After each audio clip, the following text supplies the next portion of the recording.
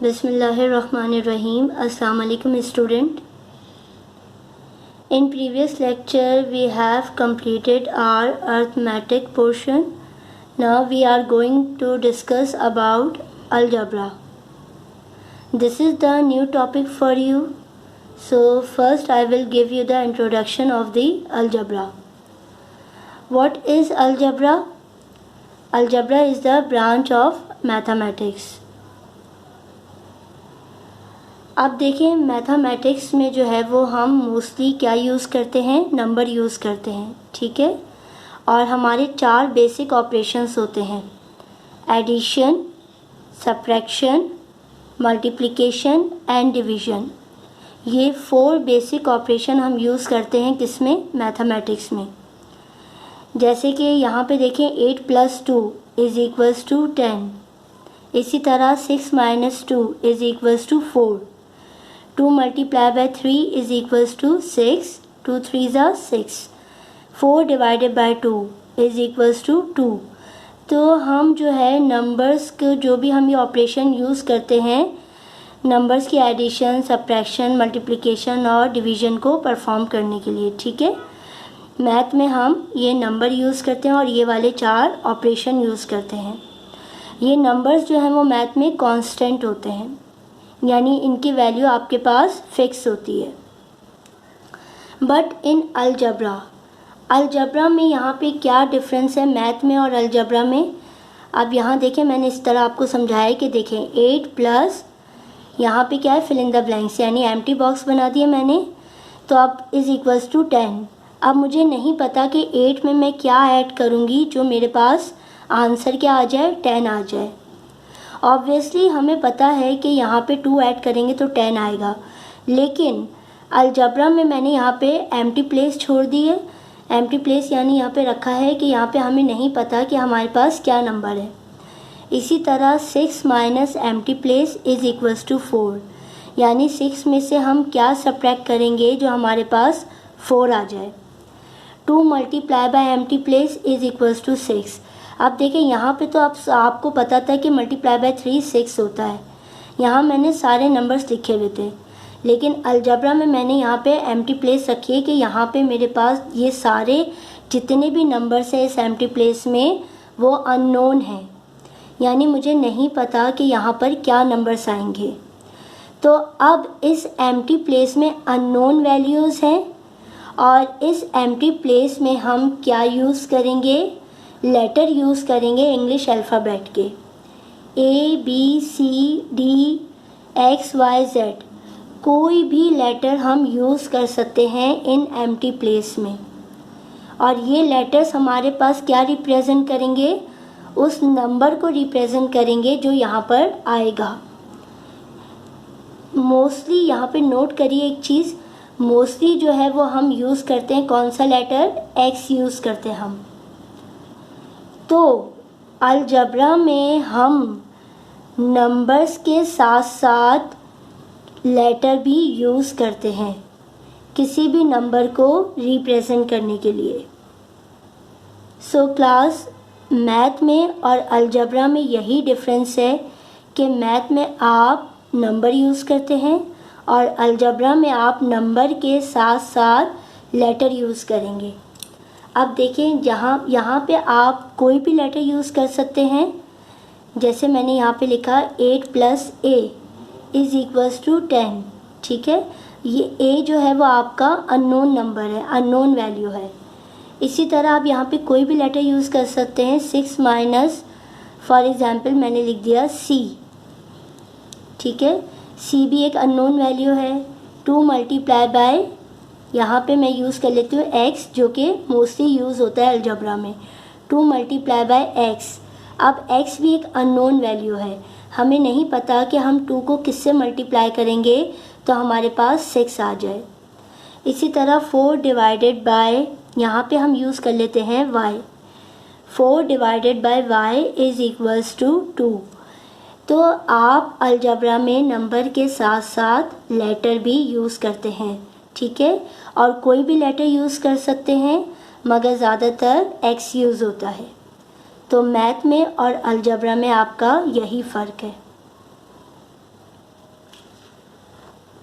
Okay class, अब हम algebra के डिफरेंट कॉन्सेप्ट समझेंगे।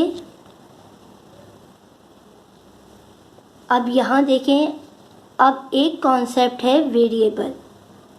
अभी मैंने आपको बताया कि अलजेब्रा में नंबर के साथ साथ लेटर भी यूज़ होंगे, ठीक है ना।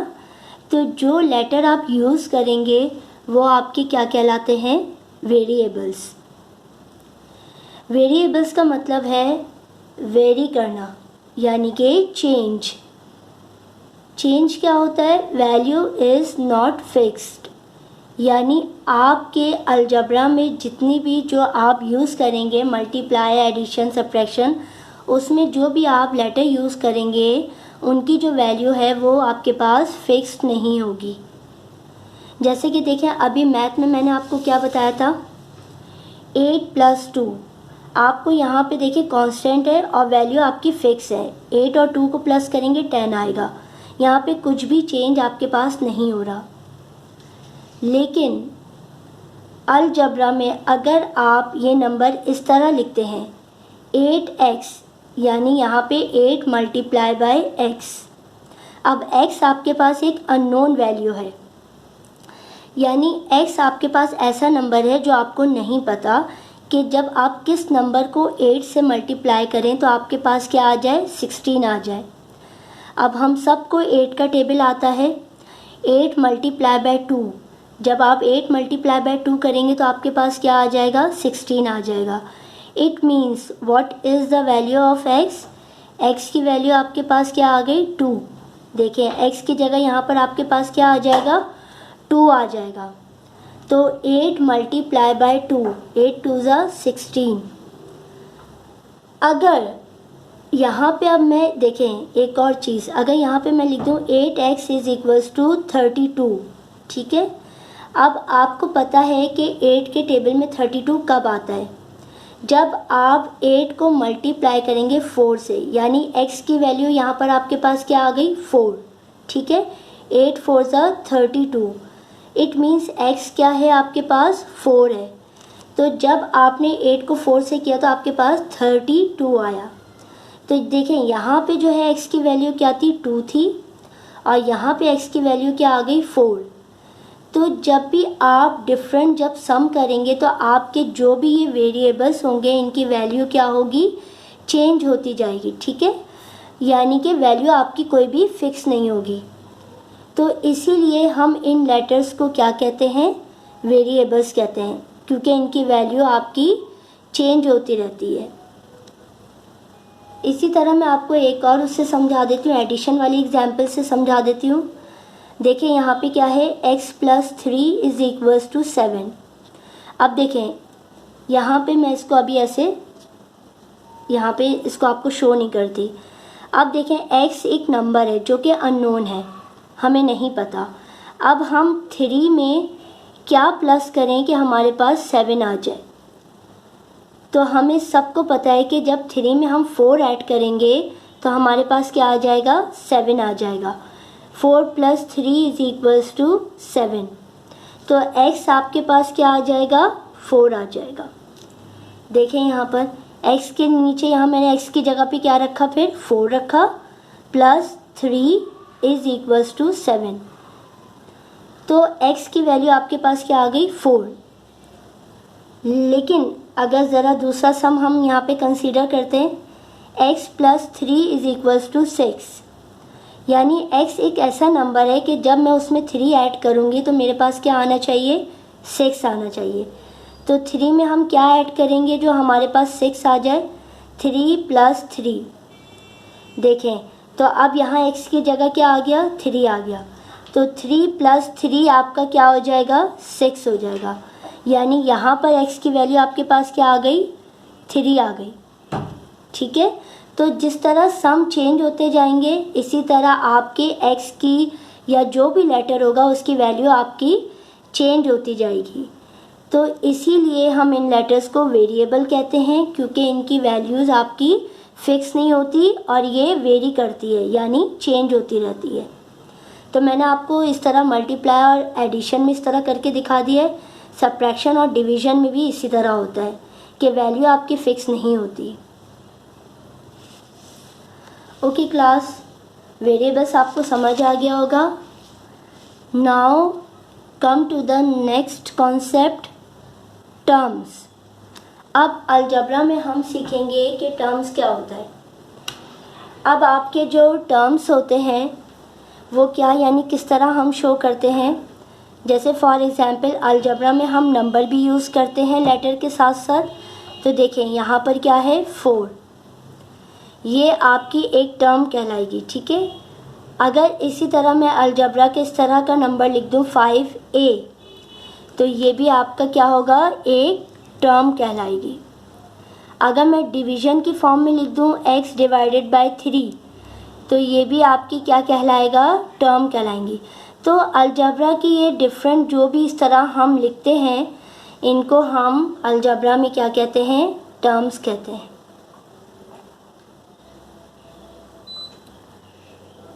Okay class, now come to the coefficient. अब हम सीखेंगे कि कोफिशिएंट क्या होता है, ठीक है। अब देखें, अगर मैंने यहाँ पे एक इस तरह नंबर लिखा था 5a, यानी ये टर्म आपकी लिखी थी, तो ये जो 5a मैंने लिखा है, इसमें जो 5 है, a आपका एक अननोन नंबर है, और इसके साथ किसी भी लेटर के साथ जो भी नंबर होगा वो आपका क्या कहलाएगा, कोफिशिएंट कहलाएगा, ठीक है। वो आपका कोफिशिएंट कहलाएगा। कोफिशिएंट किसका, कोफिशिएंट ऑफ a, यानी कि जैसे मैंने 5a लिखा तो मैं कह सकती हूँ 5 is the coefficient of a। इसी तरह अगर आप एक और मैं आपको एग्जांपल दे देती हूँ, जैसे कि अगर आप यहाँ पे लिखें 2x, ठीक है, तो अब आपका हम क्या कह सकते हैं, 2 is the coefficient of x, यानी अब आप यहाँ पर क्या कहेंगे कि 2 जो है वो आपका क्या कहलाएगा, कोफिशिएंट कहलाएगा, किसका, x का। तो अलजेब्रा में आप ये डिफरेंट कॉन्सेप्ट सीखेंगे कि टर्म्स क्या होती हैं, कोफिशिएंट भी मैंने आपको समझा दिया है। अच्छा, कोफिशिएंट में आप एक चीज़ नोट कर लीजिए, अगर मैंने लिखा है 1x, ठीक है, तो आप देखें x के साथ जो कोफिशिएंट है वो आपका क्या है, 1 है, लेकिन 1 को हम यहाँ पर नहीं शो करते, यानी आप 1x को किस तरह लिखेंगे, only you will write x, 1 is not written. अगर यहाँ पे x लिखा है तो इसका मतलब है कोफिशिएंट 1 है, तो ऑब्वियसली यहाँ पे जब कुछ भी नहीं है तो इसका मतलब है यहाँ पर 1 है, तो 1x को आप किस तरह लिखेंगे, ओनली x। कोफिशिएंट 1 जो है वो हम शो नहीं करते। Okay class, now come to the next topic. अब देखें, जिस तरह हम मैथमेटिक्स में सम करते हैं, डिफरेंस, डिवीज़न और प्रोडक्ट लेते हैं, इसी तरह अलजेब्रा में भी हम ये चारों ऑपरेशन, बेसिक ऑपरेशन अलजेब्रा में भी अप्लाई होंगे, मगर किस तरह अप्लाई होंगे। अब देखें, जैसे सम को हम कंसीडर करते हैं, यानी कि एडिशन को, ठीक है। अब सपोज़ करें मैंने रेड पेंसिल्स ली, और वो रेड पेंसिल्स आपके पास कितनी है, x है, यानी अननोन वैल्यू है, मुझे नहीं पता कि मेरे पास कितनी पेंसिल्स हैं। इसी तरह ब्लू पेंसिल्स आपने ले ली y, ठीक है, हमें वैल्यू नहीं पता होती है अलजेब्रा में। तो अब मैं ये सोचूं कि मेरे पास टोटल पेंसिल्स कितनी हैं, तो मैं अलजेब्रा में इन दोनों को सम कैसे करूँगी, x प्लस y। जैसे कि मैथ में आप करते हैं, जैसे मैथ में आप जैसे समझ लें रेड पेंसिल आपके पास 2 हैं और ब्लू भी आपके पास 2 हैं, तो फिर आप क्या करते हैं 2 + 2, ठीक है। लेकिन अलजेब्रा में मैंने क्या कंसीडर कर लिया, रेड पेंसिल्स को x कंसीडर कर लिया और ब्लू पेंसिल्स को y कंसीडर कर लिया। तो अब मैं एडिशन किस तरह शो करूँगी, x प्लस y। इसी तरह डिफरेंस में किस तरह शो कर सकती हूँ, x माइनस y। और प्रोडक्ट मतलब, डिफरेंस मतलब यानी माइनस, और प्रोडक्ट का मतलब होता है मल्टीप्लाई, ठीक है। तो आप मल्टीप्लाई अलजेब्रा में किस तरह करते हैं, x मल्टीप्लाई बाय y, जहाँ पे x और y जो है वो आपके 2 नंबर्स हैं और वो अननोन नंबर्स हैं। अब डिवीज़न देखें, डिवीज़न किस तरह करते हैं डिवीज़न का ऑपरेशन अलजेब्रा में, x डिवाइडेड बाय y। ठीक है, बस आप एक तरीके से क्लास ये समझ लें कि यहाँ पे नंबर्स की जगह हम लेटर यूज़ कर रहे हैं जो कि एक नंबर को ही रिप्रेजेंट कर रहे हैं और वो हमारे पास अननोन है। और ये चारों बेसिक ऑपरेशंस हम अलजेब्रा में भी यूज़ करेंगे। Okay, now come to the concept of algebraic expressions. अब मैं आपको सिखाऊंगी कि अलजेब्रिक एक्सप्रेशंस क्या होती हैं। ठीक है, एक्सप्रेशंस का मतलब होता है सिंगल और ग्रुप ऑफ टर्म्स। अभी मैंने आपको बताया कि टर्म्स क्या होती हैं, जैसे 5a, x/3, x+y, ये सारी अलजेब्रा की टर्म्स होती हैं। ठीक है, लेकिन जब इन टर्म्स का ग्रुप बनता है, या तो सिंगल हो या फिर इनका ग्रुप बनता है, तो वो आपकी टर्म्स क्या कहलाती हैं, एक्सप्रेशंस कहलाती हैं। Now understand with an example. देखें, जैसे कि मैथ में मैंने यहाँ क्या किया, 7 + 3, 7 और 3 को जमा करेंगे तो क्या आ जाएगा आपके पास, 10 आ जाएगा, 10 आ जाएगा। ठीक है, 8 × 2, ये भी हमें पता है 8 2 से क्या होता है, 16 होता है।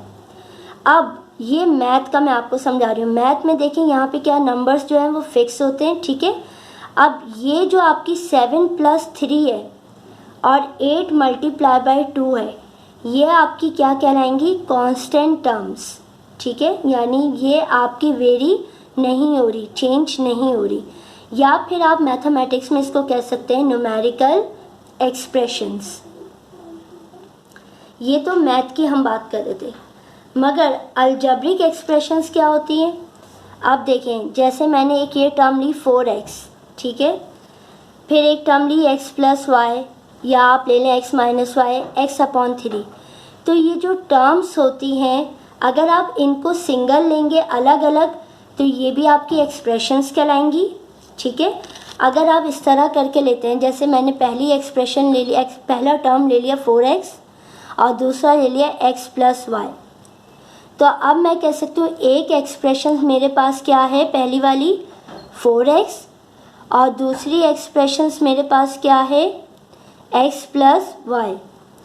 तो आप अगर सिंगल कंसीडर करेंगे टर्म्स को तो भी एक्सप्रेशन कहलाती हैं, अगर आप ग्रुप में ले रहे हैं तो भी आपके पास एक्सप्रेशंस कहलाएंगी। आप देखें, इसको काउंट कर सकते हैं। फर्स्ट एक्सप्रेशन क्या है, 4x, और सेकंड एक्सप्रेशन आपके पास क्या है, x+y। तो ये सारी आपकी कहलाती हैं अलजेब्रिक एक्सप्रेशंस।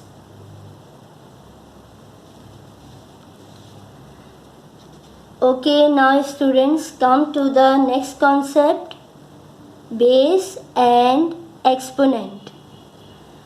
अब हम सीखेंगे कि अलजेब्रा में बेस क्या होती है और एक्सपोनेंट क्या होता है। अलजेब्रा में आपको मैं ये सारे कॉन्सेप्ट एक दफ़ा पूरा इंट्रोडक्शन दे रही हूँ, समझा रही हूँ, ताकि जब हम चैप्टर स्टार्ट करें, एक्सरसाइज स्टार्ट करें, तो फिर हम उसको इजीली समझ सकते हैं और सॉल्व कर सकते हैं। अब देखें, बेस आपकी क्या होती है, एक्सपोनेंट क्या होता है। यहाँ पे मैंने एक तरीके से आपका एक चार्ट बना दिया, इससे आपको आसानी से समझ आ जाएगा। टर्म्स, अलजेब्रा में हम टर्म्स कंसीडर करते हैं पहले। अब जैसे देखें, मैंने एक टर्म ले ली 2x², यानी 2x⁻²। ठीक है, अब इस टर्म को कंसीडर करें। अब देखें, यहाँ पर ये जो आपने ये टर्म ली है पूरी 2x⁻², इसमें आपकी बेस क्या होगी, बेस होगी आपका जो लेटर है वो आपका क्या होगा, बेस होगा। उसके बाद एक्सपोनेंट का मतलब होता है पावर।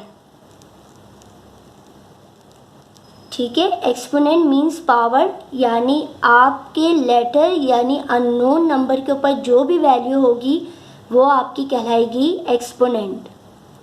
तो x के ऊपर देखें क्या नंबर है हमारे पास, 2, तो 2 is the exponent and you can say 2 is the power. अब आपका x बेस हो गया, 2 आपकी पावर हो गई, मगर ये वाला 2 आपका क्या कहलाएगा? ये 2 आपका कहलाएगा कोफिशिएंट। तो ये अलजेब्रा की आपकी एक बेसिक जो है वो कॉन्सेप्ट है कि हम किस तरह जो है वो इनको यानी रीड करते हैं या किस तरह इनको क्या कहते हैं। इसी तरह अब यहाँ पे दूसरी टर्म ले लें, ये तो मैंने आपको पहला सिखाया, ठीक है। अब आप यहाँ पे सेकंड को कंसीडर करें ज़रा। सेकंड मैंने क्या लिया है? सिर्फ एक्स लिया है, यानी आपकी टर्म सिर्फ एक्स लिया है। अब देखें एक्स आपका क्या आ गया? बेस आ गया, ठीक है।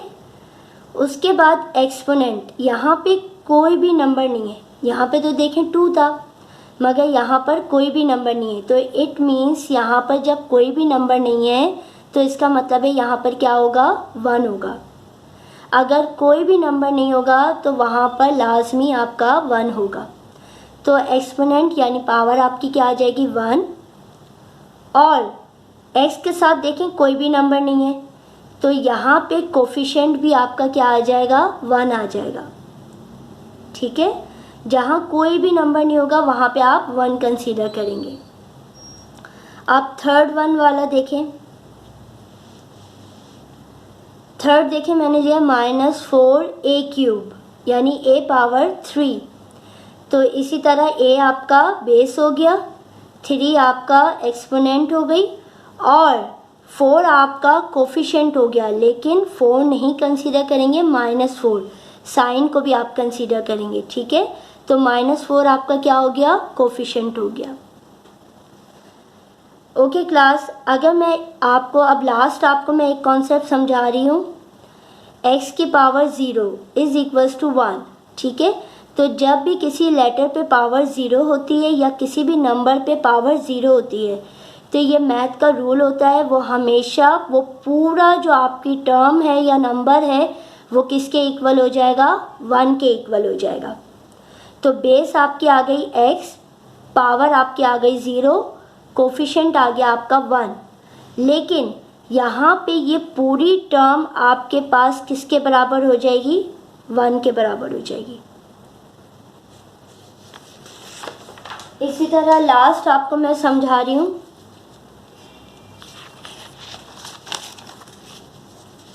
कि ये बात आप नोट कर लें कि किसी भी नंबर पे अगर पावर 0 होती है तो वो नंबर हमेशा किसके इक्वल हो जाता है? 1 के।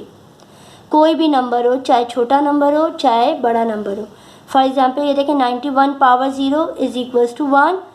अगर लेटर है y power 0 is equals to 1, क्योंकि यहाँ पे ये भी एक आपका अननोन नंबर है।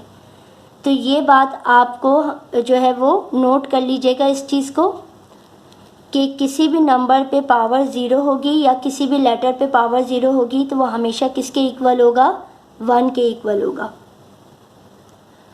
ओके स्टूडेंट, इस लेक्चर में हमने अलजेब्रा का इंट्रोडक्शन जो है वो लर्न किया और अलजेब्रा के सारे कॉन्सेप्ट हमने लर्न कर लिए, ठीक है। नाउ इंशाल्लाह in next lecture we will start our first chapter of the algebra and start our first exercise. Thank you so much.